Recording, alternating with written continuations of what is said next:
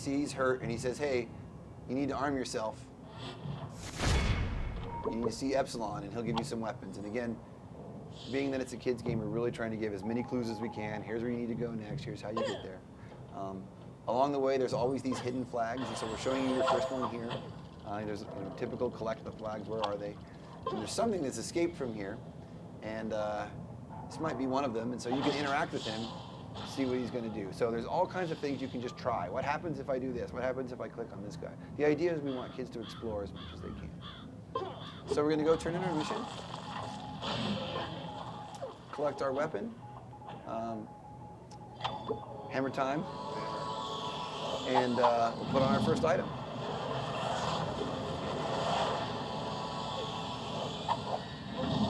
So you can see there's a lot more activity here because we're now in the main game worlds, and there's a lot of other players in this world playing right now. So you can smash these guys.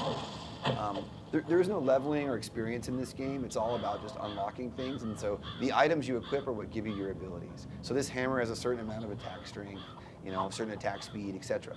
Now, when he killed the guy, he also got a achievement. And so there's all kinds of achievements he can do through the game, and the achievements might give him outfits, they might give him weapons, they could give him emotes, they might give him little buffs, all kinds of different things for his character as he's playing through. And there's a ton of achievements in this game to do. So let's follow this goo from the maelstrom here and see what's going on. So here's a robot. This is a great example of using your ability of imagination to take something that was bad and turn it into something good. So he's taken the parts from the smashed robot, put them back together as a turret, and the turret's now helping him fight off the Darklings, basically. We're going to go over here and look at one of our instances. So this is where one of the spider bosses has crawled away, and it's far too tough to do alone. This is something he'd come back later in a group, and you could go through and do a group instance just like any other MMO people are used to. We will continue on.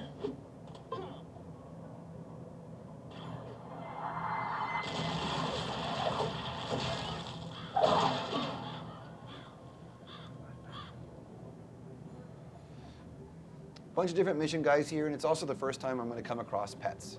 So here's some Dobermans, but we haven't learned pet taming yet. So we're going to have to come back later once we go to Pet Rock. And not only can you get pets just for fun visually, certain pets might be able to help you find secrets, some of them might help you in your battle. So there's a whole lot of reason to collect a variety of different pets. Now, this is something that's very much work in progress visually, but this is a showcase. And the idea of these showcases is, okay, we're going to first introduce you to bricks. So we're cheating and we're giving ourselves some bricks here. The amount we're giving ourselves is about 3% of the total palette of bricks you'll have in this game. There's several thousand bricks you'll have throughout the time playing, and they're all based on the real bricks in the real game. There's over 80,000 bricks, including copies in the game. So this first challenge is to build a bat. We're about to go in a cave, and so it's who can build the neatest bat. And you'll be able to see the bats your friends build, etc. The idea is that, hey, how did you do it? What did you do? There's no rules here. He can build whatever he wants. But the challenge is a bat. So we'll see what kind of bat he makes. Do you have arms or wings this time? I like the wings and turning them. So this is all built on a really complex tool that LEGO's been working on for a long time. It's called the connectivity engine. So you can make sure that you can only put things together in the right way. You can't turn a piece through a place where it couldn't actually fit. And so these things that you build here, you could actually build. And when he puts these in their sockets, he can actually rotate around the hinges, etc. You can change the color. And so we're going to make a bat, pick some different colors. Scary black bat.